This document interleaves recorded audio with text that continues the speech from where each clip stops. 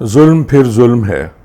آج مجھے ایک پولیس کانسٹیبل نے اپنی ملازمت سے برخاستگی کے احکامات واٹس ایپ کیے، جسے 2 سال قبل ایک ڈی پی او نے ملازمت سے برخاست کر دیا تھا۔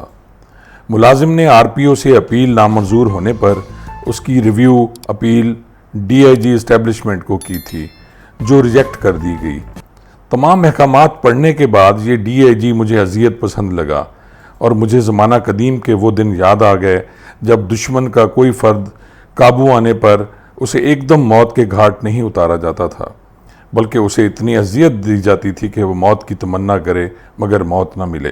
کچھ دن قبل ڈیرہ غازی خان میں لادی گینگ کے ایک رکن نے بھی اپنے دشمن کے پہلے بازو کاٹے، پھر ناک اور کان، پھر اسے تڑپتے ہوئے مرنے کے لیے چھوڑ دیا۔ محکمہ پولیس میں آج کل یہ کام ڈی آئی جی اسٹیبلشمنٹ مقصود الحسن صاحب کر رہے ہیں۔ ان کے پاس پولیس ملازمین کی جتنی بھی اپیلیں آتی ہیں وہ پہلے ملازم کو عارضی طور پر بحال کر دیتے ہیں اور انکوائری واپس ڈی پی او کو بھجوا دیتے ہیں۔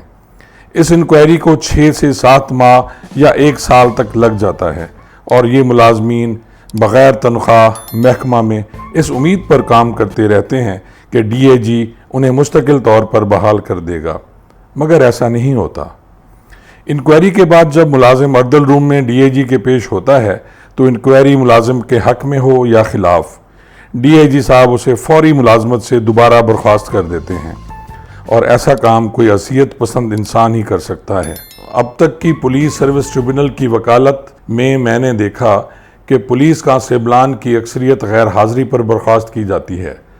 ان پر کرپشن یا دیگر الزامات بہت کم ہوتے ہیں۔ اکثر دیکھا گیا ہے کہ اختیارات سے تجاوز یا کرپشن جیسا کام اسسٹنٹ سب انسپیکٹر پولیس یا اس سے بڑے عہدے کے پولیس ملازمین یا افسران کرتے ہیں۔ محکمہ پولیس سے برخاستی کے بعد ضلع میں پہلی اپیل آر پی او کے پاس ہوتی ہے، جبکہ لاہور میں یہ appeal D A G operation کے پاس کی جاتی ہے۔ المیہ یہ ہے کہ یہ اپیلیں 1 سال تک کلرک مافیا کے پاس پڑی رہتی ہیں اور ملازمین در بدر پھرتے رہتے ہیں۔ آخر کار آر پی او ان کی اپیلیں مسترد کر دیتا ہے اور یہ ملازمین سروس ٹریبونل میں جانے کی بجائے آئی جی کو رحم کی اپیل کرتے ہیں، جو 1 سال تک نہیں سنی جاتی، اور جب سنی جاتی ہے تو ایڈیشنل آئی جی اسٹیبلشمنٹ ان کے ساتھ وہ سلوک کرتے ہیں جو قبل ازیں میں بیان کر چکا ہوں۔ اتنے سال بغیر ملازمت اور تنخواہ رہنے کے بعد یہ ملازمین ذہنی مریض بن چکے ہوتے ہیں۔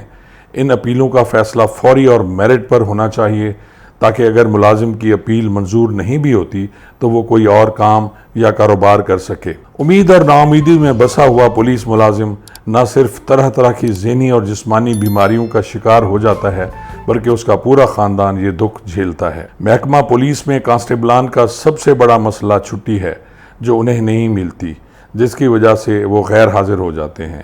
ارباب اختیار کو اس بارے میں سوچنا چاہیے اور کوئی ایسا طریقہ کار وضع کرنا چاہیے جس سے ملازمین غیر حاضر نہ ہوں اور اپنی ڈیوٹی درست طور پر سر انجام دے سکیں۔